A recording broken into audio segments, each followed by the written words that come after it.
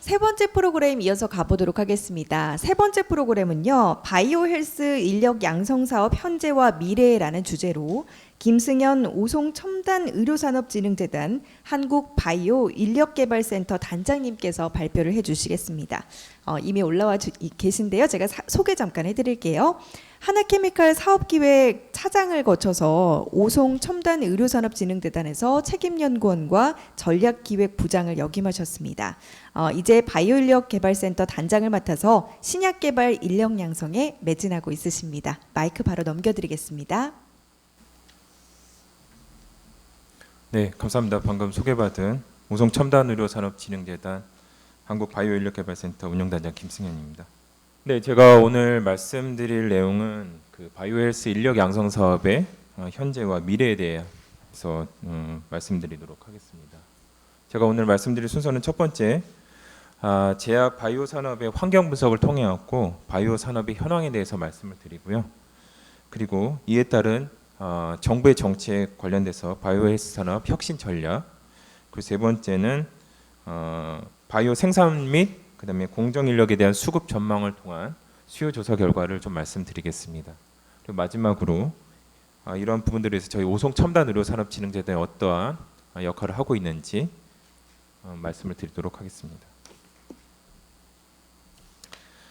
바이오헬스 산업은 보도자료에서 많이 보셨겠지만 현 정부에서 3대 신산업의 하나로 지정을 하였습니다. 시스템 반도체 사업, 그다음에 바이오헬스 사업, 그다음에 미래차 사업 해갖고 세 가지 중에 바이오헬스 산업을 하나를 선정을 했고요. 여기에 이제 세부적인 내용의 꼭지는 보시는 것처럼 의료 빅데이터 구축, 그다음에 신약 의료기기의 사업화, 그리고 헬스케어 질병치료의 선진화 등을 세부 과제로 하고 있습니다. 바이오 산업은 이제 앞서서 말씀하신 연자분들께서 말씀하신 것처럼 굉장히 그 바이오 산업의 특징들이 몇 가지가 있습니다. 바이오 산업은 기본적으로 이제 신약 개발의 R&D서부터 생산 그리고 또 판매까지 이루어지는 굉장히 그 기술 집약도가 높고요. 고부가치의 산업입니다. 이런 측면에서 한 네 가지 정도 특징이 있는데 첫 번째는 매출액 대비 R&D의 비중이 굉장히 높습니다. 두 번째는 전임상 그리고 임상 실험 등 개발 과정에서 또 정부의 규제에 관련된 사항도 굉장히 높습니다. 세 번째는 그 지적재산권 IP 확보가 바이오 산업의 가장 중요한 핵심입니다. 특히나 그 물질 특허에 대한 확보는 핵심 성공 요인이라고 할 수가 있습니다. 그리고 고위험 고부가치 산업의 반면에 막대한 개발비와 그다음에 개발 기간이 소요되지만 상대적으로 성공 시에는 장기적으로 수익 창출이 가능하다는 그런 장점들을 갖고 있습니다. 사회적인 환경에서의 바이오 산업을 좀 보면요, 자료에서 보시는 것처럼 우리나라 같은 경우는 그 일본이나 프랑스, 미국 같은 선진국에 대비해서 지금 고령에서 초고령으로 진입하는 시기가 굉장히 짧습니다. 따라서 만성 질환이 증가를 하고 있고요. 매년 만성 질환으로 사망하는 전 세계 인구가 약 3,800만 명 정도 되고 있습니다. 주요 4대 만성 질환인 심뇌혈관 질환, 각종암, 만성 폐질환, 당뇨병 등으로 약 4대 질환에 대한 만성 질환에 대한 사망률이 약 82% 정도 되고 있습니다. 이에 따라서 국민 의료 비용도 기하급수적으로 늘어나고 있는데요. 자료에 보시는 것처럼 16년도에 131조 원에서 25년도엔 약 270조 원으로 약 2배 이상 증가할 것으로 예상을 하고 있습니다. 이런 바이오헬스 산업은 신성장 동력 산업으로서 각광을 받고 있고요. 첫 번째 보시는 것처럼 바이오헬스 산업으로 많은 부분들이 이제 전환이 되고 있습니다. 앞서 계속 얘기하신 것처럼 2000년대 초반에 게놈 프로젝트 분석을 통해 왔고 유전체 분석이 현재는 거의 그 1,000불, 100만 원 정도면 유전체 분석이 가능한 시대에 왔고요. 이런 그 NGS를 통한 차세대 시퀀싱을 통해서 유전체 분석이 가능해졌고 이런 바이오 혁명을 통해서 많은 부분들이 발전이 되었습니다. 향후에는 이런 또 바이오와 ICT가 또 융합을 해서 새로운 혁명이 이루어질 거로 예상을 하고 있습니다. 바이오헬스 산업의 세계 시장 규모는 자료를 보시는 것처럼 ICT하고 자동차 산업의 세계 시장 규모가 약 5조 6천억 정도 되는 향인데 바이오헬스 산업은 이거보다 훨씬 더 큰 자동차 산업과 ICT 산업 합친 것보다 훨씬 더 큰 8천조 원의 시장 규모를 갖고 있습니다. 그래서 바이오헬스 산업 발전과 함께 또 바이오 의약품 등 바이오 제약 시장 규모도 빠르게 성장을 하고 있습니다. 그리고 고부가 가치와 일자리 창출이 가능합니다. 그래서 보시는 것처럼 산업기술 간 융합을 통해서 신기술이 계속 개발되고 있고요. 이에 따라서 제품과 서비스가 연결이 되고 있습니다. 그리고 아래쪽에 보시는 것처럼 양질의 고용 집약적인 산업입니다.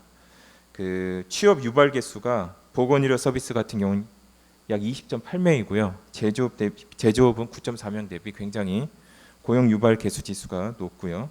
그다음에 국내 같은 경우도 보면 그 고용 증가율이 연평균 바이오 산업은 한 5.6% 정도 증가를 하고 있습니다. 상대적으로 제조업은 그 해당 기간에 한 0.8% 정도 했고요. 그래서 상대적으로 굉장히 고용 집약 산업이라고 보실 수가 있습니다. 제약 산업의 트렌드도 빠르게 변화를 하고 있는데요. 바이오 의약품 시장이 급성장을 하고 있습니다. 그래서 전 세계 바이오 의약품 시장은 그 전체 의약품 시장이 아직까지는 25% 정도 수준이지만 16년에 약 2,020억 달러를 달성을 했습니다. 그래서 그 수치가 10년도에 18%에서 16년도 25%까지 성장을 하고 있고요. 향후 한 2년 정도에는 한 30% 정도 수준으로 전망을 하고 있습니다. 국내 의약품 시장은 2016년도에 처음으로 이제 20조 원을 돌파했는데요. 그 중에 바이오 의약품 시장의 규모는 국내는 약 8.4% 정도 하고 있습니다. 그래서 세계 시장과 견주어 봤을 때 아직 성장세가 훨씬 더 많이 있다고 보실 수가 있습니다. 그리고 오픈 이노베이션을 통해서 신약 출시가 계속 가속화되고 있습니다. R&D에 대한 투자에 대한 리스크가 있지만 연구개발 생산성이 하락함에도 불구하고 15년도에 미국에서 FDA 품목 허가를 한 신약이 45개 품목으로 96년도 대비 가장 높은 규모를 차지를 하고 있습니다. 그리고 국내 같은 경우도 한미약품의 성과 창출 등 통해서 이런 오픈 이노베이션, 그러니까 산학 연병이 서로 협력해서 신약을 개발하는 이런 전략을 통해서 2018년도에 국내 신약 개발을 통해 기술 이전 총액이 약 5.3조 원 정도 달성을 했습니다. 이 수치는 전년 대비 한 4배 정도 증가한 수치고요. 따라서 이렇게 오픈 이노베이션을 통한 신약 출시가 가속화되고 있습니다. 그리고 이거에 따라 각 그 나라도 정책적인 차원에서 제약산업 육성 정책을 수립해서 발표를 하고 있습니다. 미국에서도 새로운 의약품에 대해서 심사 기간을 대폭 단축하는 내용을 발표를 했고요. EU의 EMA에서도 심사 프로그램의 일종인 프라임 제도를 도입을 했습니다. 일본, 중국도 마찬가지고요. 국내 같은 경우도 2012년부터 제약산업 육성 계획을 수립해서 매 5년마다 종합 계획을 수립을 하고 있고요. 2019년도에는 범부처 공동으로 바이오헬스 혁신 전략을 발표한 바가 있습니다. 통계적인 수치에서 보시면 바이오 의약품의 시장 규모는 아까 말씀드린 것처럼 약 2011년도에 한 18% 정도에서 2016년도에 한 25% 정도까지 계속 증가하고 있는 수준이고요.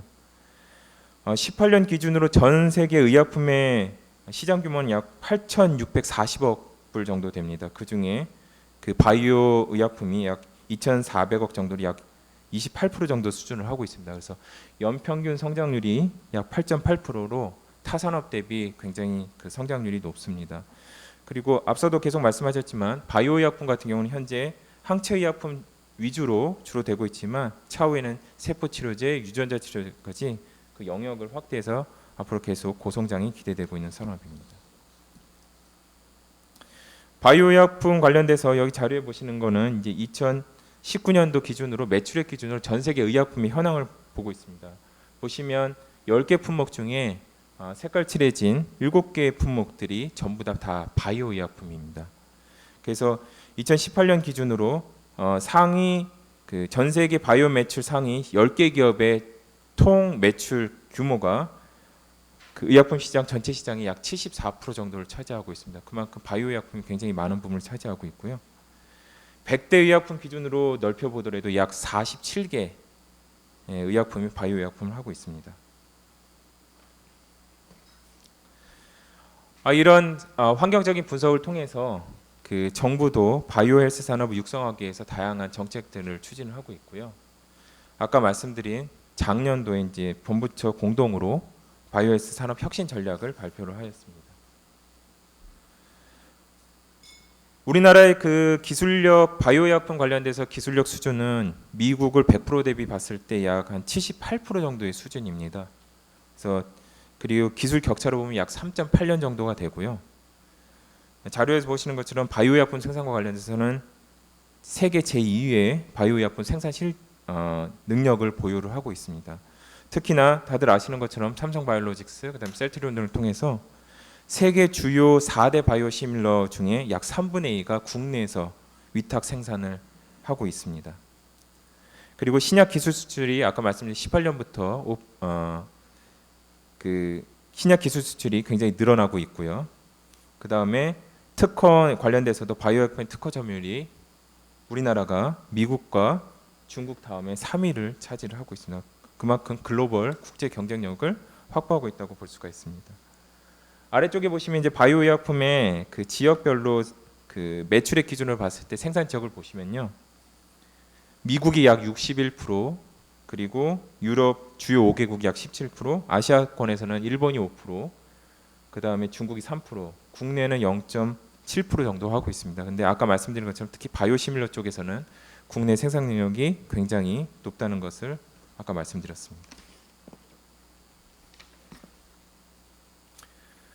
그래서 바이오헬스 산업의 혁신 전략은 정부는 바이오헬스 산업 발전으로 사람 중심의 혁신 성장을 실현한 것을 비전으로 삼았습니다. 그래서 세 가지 목표를 제시했는데요. 아래 보시는 것처럼 세계 시장 점유율을 18년도 1.8%에서 30년도까지 6%로 달성하고, 그리고 수출 규모도 18년시 114억 달러에서 2030년에 500억 달러, 그리고 일자리도 18년에 87만 명에서 30년에 117만 명까지 달성을 목표로 전략을 수립을 하였습니다. 주요 4개 과제에 대해서 설정을 했는데요. 보시는 것처럼 기술 개발, 그리고 인허가, 그리고 생산, 시장 출시 관련된 4개의 과제에 대해서 과제를 선정하고 세부적인 전략을 수립을 하였습니다. 그 중에 이제 세 번째 보시면 생산 쪽 관련돼서 바이오헬스 생산 활력 제고 및 동반 성장 지원에서 제약 바이오 전문 인력 양성 부분이 있습니다. 이 부분은 산업 현황에 그 맞춤형 전문 인력을 양성 체계를 좀 구축을 해서 제약 특성화 대학이라든지 아니면은 바이오 공정 인력 양성 센터, 그리고 폴리텍 대학 등을 활용한 제약 바이오 산업의 인력 양성의 마스터 플랜을 수립하는 것을 목표로 하고 있습니다. 그래서 세부 내용 중에 좀 전에 언급드린 바이오 공정 인력 양성 센터에 대한 계획이 있었는데요. 이 부분은 이번 주 화요일에 산자부와 복지부에서 이 사업에 대한 공고를 냈습니다. 그래서 이 바이오 공정 인력 양성 센터는 그 지자체 자본 보조와 그 민간 경성 보조이었고 약 그 600억 정도 규모로 공모가 현재 진행되고 있고요. 국제 규격의 GMP 생산 시설을 구축을 하고 전문 교육 프로그램을 하고, 그다음에 학위 과정 등의 연계를 목적으로 사업자 공고를 현재 추진하고 있습니다. 이런 환경적인 내용을 바탕으로 그럼 바이오 교육원에 대해서 저희가 수요 조사한 결과가 있어서 이 부분에서 잠깐 좀 말씀을 드리겠습니다. 본 조사는 충청북도 바이오 정책과에서 발주해서 용역명은 바이오 교육원 건립 타당성 및 기본 계획에 대한 연구고요. 2018년도 4월에 보고서가 제출되었습니다. 수행 기관은 한국보건산업진흥원에서 진행을 했습니다. 조사 방법은 온라인 설문조사를 통해서 했고요. 2016년도 기준으로 의약품 생산, 그리고 수출 실적, R&D 실적이 있는 제약기업 597개사를 대상으로 실시를 했습니다. 그 중에 95개사가 응답을 했고요. 식약처의 통계 자료인 그 4개 직군인 그 연구직, 생산직, 사무직, 영업직에 대해서 각 기업별 수요가 어떻게 되는지를 좀 자료를 조사를 했습니다. 응답 기업의 기본적인 현황을 보시면 생산 1,000억 이상 하는 기업이 5개 정도 됐고요. 그 다음에 혁신형 제약기업이 21개 정도가 포함돼서 총 그 95개사가 응답을 했습니다. 첫 번째는 현재 재직자에 대해서 현황 조사를 좀 했습니다. 이 기본 기업들에 대한 정보 중에 500명 이상 기업이 약 20%였고요. 그다음에 50명에서 500명 이하가 한 29%, 그리고 50명 미만이 약 51% 정도를 했습니다. 그래서 확인해 보니까 첫 번째 제약기업 종사자 수는 기업당 평균 약 311명 정도로 조사가 되었습니다. 근데 그에 반해서 바이오의약품 기업의 종사자 수는 평균 39.7명으로 좀 상대적으로 좀 적었습니다. 바이오의약품 종사자 수는 전체 약 13% 정도를 차지하고 있고요. 그 중에 아래쪽 그림에서 보시는 것처럼 바이오의약품 종사자 비율은 생산직과 연구직의 비율이 굉장히 높습니다. 특히 생산직의 비중이 굉장히 높은 것으로 나타나고 있습니다. 인력 채용 현황과 관련돼서 직군별로 그럼 어떤 인력이 가장 부족한지를 좀 살펴봤습니다. 첫 번째 그 제약기업의 전체적인 인력 부족률은 여기 보시면 현재 인원은 18,000명에서 부족 인원이 800명 정도에서 4.1% 정도 부족을 합니다. 그에 비해서 아래쪽에 바이오의약품 관련돼서 인력 부족은 약 13.3%로 실제 데이터상에서도 바이오의약품 쪽이 전체 제약기업 대비 인력 부족률이 훨씬 더 높다는 사실을 확인하실 수가 있습니다. 그리고 오른쪽에 있는 그래프를 보시면 오른쪽에 있는 그래프는 부족 인원 대비 직군별로 어떻게 부족한지를 봤을 때 전체적 제약기업 전체를 봤을 때는 뭐 영업직, 연구직, 생산직, 특히 이제 연구직과 생산직에 대한 부족들이 많았었는데 바이오약품은 대부분이 생산직과 연구직에 대한 인력이 부족하다는 통계 데이터를 확인하실 수가 있습니다. 그래서 이제 물론 과거 데이터지만 최근 3년간 14년, 15년, 16년 3년간의 인력 채용 규모를 봤습니다. 아래 보시는 것처럼 기업당 평균 채용 규모가 14년에 39명, 그리고 15년에는 43명, 16년에 57명으로 3년 연속 계속 증가를 하고 있습니다. 영역별로 보시면 그 생산직에 대한 채용이 계속 증가를 하고 있고요. 맨 오른쪽을 보시면 바이오의약품 쪽 채용 인원은 생산직이 약 67%, 그다음 연구직 약 30% 정도를 차지하고 있습니다. 그만큼 생산직에 대한 수요가 굉장히 많다는 것을 확인하실 수가 있습니다. 그래서 그 다음 질문은 향후 그럼 3년간 앞으로 채용할 인력 규모를 그 당시 2018년도에 조사를 했습니다. 그래서 17년, 18년, 19년 대한 채용 계획에 대해서 조사를 했는데 아래 보시는 것처럼 그 연구직에 대한 채용 계획이 계속 증가를 하고 있고요. 맨 오른쪽에 보시는 바이오의약품 쪽에서는 채용 예정 인원도 생산직이 약 47%, 그다음에 연구직이 약 54% 정도의 채용 계획을 갖고 있었습니다. 이러한 내용을 바탕으로 그 향후 종사자의 인력을 추계를 좀 했습니다. 그래서 이 조사 방법은 응답기업 95개를 대상으로 했고요. 무응답에 대해서 가중치를 부여하고 그다음에 인력 구성 분포를 구한 다음에 16년도 기준으로 제약산업 종사자 수를 적용해서 가치사슬 단계별 종사자 인력을 추계한 데이터입니다. 간략하게 말씀드리면 향후 5년 동안 많은 이제 채용 규모가 있는데 그 중에 여기 보시는 것처럼 연구직과 생산직의 수요가 굉장히 클 것으로 예상을 하고 있습니다. 그리고 아래쪽에 보시면 특히 향후 5년간 바이오의약품 종사자 수 관련돼서는 최소 2,124명이 증가할 것으로 예상되고요. 그 중에 생산직 비율이 굉장히 크게 증가될 것으로 보고 있습니다. 여기 보시는 건 생산직에 대해서 한 63% 정도가 증가할 것으로 전체 종사자 채용 계획에서 생산직 수가 63%, 연구직이 약 37% 정도를 차지를 하고 있습니다. 그래서 앞서 말씀드린 정부의 그 바이오헬스 혁신 전략에서 제약 바이오업계에서 향후 AI, 그다음에 뭐 빅데이터 분석, 그리고 R&D, 임상 실험, 품질 관리 등 다양한 부분에 향후 5년간 필요한 인력이 약 3만 명 정도로 수요를 예상을 하고 있습니다. 그래서 이런 수요에 대응하기 위해서 인력 양성과 관련된 계획들을 수립을 하고 있습니다. 정리해서 말씀드리면 본조사 통해서 좀 결과를 요약해 드리면요. 첫 번째, 제약산업 특성과 현재 교육 훈련 체계는 제약산업 특성과 좀 괴리된 교육 체계, 그리고 GMP 등 산업체 요구를 충족할 수 있는 인력 양성 체계가 미흡하다는 부분에서 만성적인 인력 부족이 심화되고 있다고 볼 수가 있습니다. 그리고 제약기업에서는 생산, 연구 등에 즉시 투입할 수 있는 좀 현장형 인력이 필요한데 현행 교육 체계는 그런 부분들이 좀 부족하다는 부분들이 있습니다. 그리고 계속 새로 개발되는 국산 신약을 통해서 상용화 제품을 할 수 있는 전문 인력 양성이 필요한데 기존의 뭐 항체의약품뿐만 아니라 앞으로 향후 있는 세포 치료제, 유전자 치료제 관련돼서도 전문 인력 양성이 필요하다는 지적이 있었습니다. 그리고 제약산업의 상용화, 제품화의 전문 역량을 육성할 수 있는 대학의 교육 체계가 미비에 통해서 대학과 산업계 간의 그 괴리, 정보에 대한 괴리가 계속 넓어지고 있다는 거고요. 이런 부분을 통해서 전체적으로 그 기업의 니즈에 맞는 맞춤형 교육을 통한 실무형 인재를 양성할 수 있는 그런 인력 양성센터의 구축이 절실히 필요하다는 결과입니다. 그럼 이러한 내용을 바탕으로 저희 오송 첨단 의료 산업 진흥재단은 어떠한 노력을 하고 있었고 앞으로 어떤 구상들을 하고 있는지 좀 간략하게 말씀드리도록 하겠습니다. 저희 오송 첨단 의료 산업 진흥재단은 오송 생명과학단지에 위치를 하고 있습니다. 오송 생명과학단지는 다들 아시는 것처럼 약 350만 평의 규모의 그 보건의료 행정타원인 식약처, 질병관리본부, 국립보건의료 6대 구축기관을 포함해서 그 국내 대표적인 바이오 클러스터입니다. 그래서 그 중에 저희 오송 첨단 의료 복합단지는 약 34만 평 규모로 되어 있고요.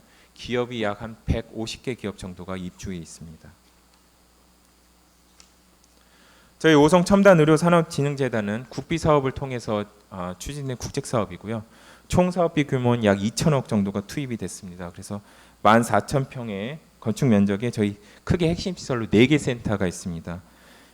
보시는 것은 신약개발지원센터, 그는 의료기기를 지원하는 첨단 의료기기 개발지원센터, 그리고 또 바이오의약품의 생산을 지원하는 바이오의약 생산센터, 그리고 동물 실험을 수행하는 실험동물센터, 이렇게 4개 센터로 구성되어 있습니다. 그래서 인원은 저희가 정규직 기준으로 약 한 350명 정도 인원을 하고 있습니다. 한국바이오인력개발센터는 이런 바이오의학 분야에 앞서서 말씀드린 것처럼 굉장히 그 수요가 요구되고 그다음 현장형 맞춤 인력에 대한 기업들의 니즈가 있는 상황에서 바이오의학 분야의 전문 인력이 부족하다는 이런 필요성에 따라서 저희가 만들어졌고요. 전문 인력 양성 시스템을 구축을 했습니다. 그래서 실제 많은 바이오 기업들, 바이오의약품 생산 기업들의 GMP 공장 같은 경우는 실제 생산을 아니기 때문에 교육을 별도로 수행하기가 굉장히 어렵습니다.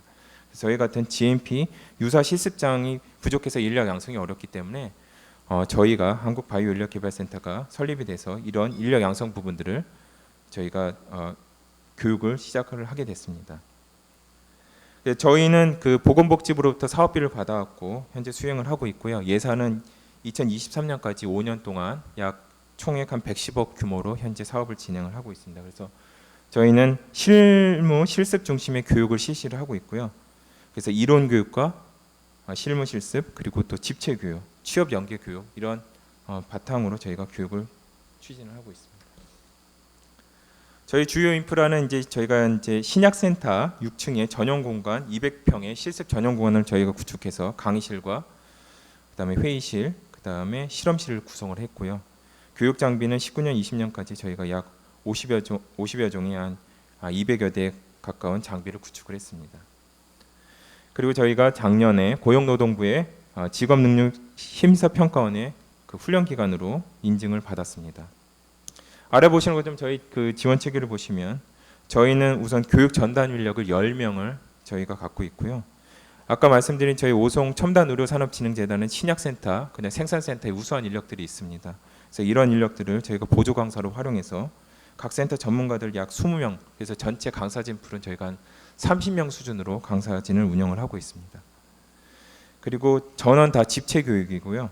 그다음에 국비 지원 과정도 저희가 하고 있고, 그다음에 수요자 니즈에 맞는 맞춤형 실습 교육 과정들을 운영을 하고 있습니다. 그 다양한 기관과 저희가 뭐 제약 바이오 협회라든지 그다음 기업들과 협력기관에 MOU를 하고 있고, 그다음에 또 저희가 그 취업에 대해서 1:1 맞춤형 지도 멘토링 등을 통해서 맞춤형 취업 연계 시스템을 구축해서 운영을 하고 있습니다. 저희 저희 실습장에 대해서 간단하게 사진이고요. 그 다음에 아래 보시는 건 저희가 사전 수요 조사라든지 홍보 활동을 뭐 학회라든지 생물공학회, 그다음에 바이오코리아 등을 통해서 수요 조사 및 홍보 활동을 실시를 했습니다. 맨 아래쪽에 보시면 저희가 그 교육 프로그램을 크게 3가지로 운영을 하고 있습니다. 배양 과정과 정제 과정, 품질 관리 과정으로 해갖고 여기는 뭐 3주에서 2주 이렇게 되는데 현재는 시스템은 다 3주로 세팅돼서 저희가 현재 운영을 하고 있습니다. 그래서 2019년도에는 120명 교육 목표였고요. 저희가 19년도에 그 목표를 다 달성을 했습니다. 그래서 저희 뭐 강의장이라든지 실제 교육생들이 실험 실습을 하고 있고, 그다음에 이제 수료 시간 사진 등을 제가 이제 사진을 보여드렸습니다. 그 실제 저희 강의장에서는 그 GMP 사이트처럼 저희가 그 모든 레귤레이션이라든지 이런 것들을 다 규정에 따라 저희가 교육을 하고 있고요. 그래서 실험실 공간도 저희가 뭐 GMP 그레이드에 따라 A, B, C, D 등급으로 나눠왔고, 그때 필요한 절차나 이런 SOP에 대해서도 철저하게 교육을 하고 있습니다. 그래서 간단하게 작년도 추진 실적을 보시면 자료를 보시는 것처럼 저희가 작년도에 120명을 교육을 했었는데요. 보시는 것처럼 교육 신청량이 약 1,200명으로 약 10대 1 정도의 경쟁력을 보이고 있습니다. 그래서 많은 취업을 준비하는 학생들이 많이 지원을 해서 굉장히 경쟁력이 높습니다. 그래서 저희가 심사를 통해서 교육생을 선발해서 교육을 운영을 하고 있습니다. 저희가 실습 위주의 교육 과정을 하다 보니까 제한된 인원으로밖에 할 수가 없고요. 그래서 한 교육 과정당 한 20명 정도로 해서 교육을 진행을 하고 있습니다. 오른쪽에 보시면 지원자 해나오면 재학생도 많고요. 그다음에 재학생이나 취업 희망자가 많고요. 그다음에 기업에서 들어오신 신규 입사자도 어느 정도 있습니다. 그래서 저희가 작년도 실적을 좀 보시면 보시는 것 교육 수료생에 대한 취업률이 약 80% 정도 하고 있습니다. 고용노동부에서 보통 이제 교육기관 할 경우는 교육 종료 후에 1년 뒤에 취업률이 한 70%면 굉장히 성공적인 사업이라고 하는데요. 저희는 채 지금 1년도 만 1년도 안 된 상태인데 수료생에 대한 취업률이 약 80% 가까이 되고 있습니다. 그래서 주요 대기업 뭐 한미약품이라든지 A프로젝트 뭐 이런데 많은 기업들에 취업을 하고 있습니다. 그래서 배양과 정제 품질 관리 과정에 대한 교육을 진행을 하고 있습니다. 저희 한국바이오인력개발센터는 그 제약업체, 정보기관, 그리고 제약협회, 그리고 교육기관, 공공기관들과 협력을 해서 프로그램을 진행을 하고 있고요. 각각의 지원과 협력을 통해서 저희가 계속 그 발전 전략을 수립을 하고 있습니다. 저희 한국바이오인력개발센터의 장기적인 목표는요. 그 맨 위에 보시는 것처럼 바이오의약품의 GMP 전문 인력 사업이 추후에 확대돼서 바이오헬스 산업의 전체적인 전문 인력 양성 기관으로 설립을 하고요. 그다음에 국내 최초의 바이오헬스 분야의 실무 실습학 교육에서 전문 인력 양성 확대를 위해서 교육동 등 설립을 통해 갖고 교육 인원을 더 저희가 확대를 할 계획을 갖고 있습니다. 그리고 프로그램도 아까 말씀드린 배양, 그다음 정제, 품질 관리뿐만 아니라 향후에는 이제 늘어날 뭐 세포 치료제, 유전자 치료 관련된 부분에 대한 커리큘럼도 저희가 다양화하고요. 그다음에 재직자 프로그램도 많이 해서 중급 과정이나 이런 부분, 특히 기업에서 뭐 OJT 교육이라든지 이런 부분에 대한 니즈도 저희가 담아내려고 하고 있습니다. 그래서 국내 최초의 바이오 현장 실습 교육 시스템을 구축을 통해 갖고 실습 현장 중심의 프로그램을 운영하고 교육 프로그램을 고도할 예정입니다. 그리고 우수 교육 기관 인증을 통해서 계속 기업 연계형 취업 교육 등을 계속 추진할 계획입니다. 앞선 자료에 이 자료에서 제가 이제 그 아일랜드의 NIBRT라는 모델 벤치마킹이라는 말이 있는데요. 그래서 NIBRT 모델에 대해서 좀 간단히 좀 말씀을 드리면요. 아일랜드의 NIBRT는 이제 NIBRT는 설립 배경이 이제 다수의 다국적 제약 기업들이 아일랜드에 이제 바이오의학 생산 시설을 확충함에 따라서 전문 인력에 대한 수요가 급증하게 됐습니다. 이에 따라 아일랜드 정부에서 만들었고요. 바이오의약품 생산과 관련돼서는 이거는 그 생산 원가가 합성 대비 굉장히 높습니다. 그래서 생산 수율과 품질 관리가 매우 중요합니다. 그래서 이런 부분에서 전문 인력이 굉장히 필요하고요. 이런 니즈에 따라서 세계적인 교육관을 하기 위해서 아일랜드 정부에서 2004년도에 계획돼 2006년도에 정부 허가를 받고 2011년도에 개관을 했습니다. 그래서 정부 투자금이 약 740억 정도가 투자됐고요. 주요 고객사는 BMS, 그다음에 뭐 파이저 등 주요 다국적 제약회사들이 많은 교육을 하고 있습니다.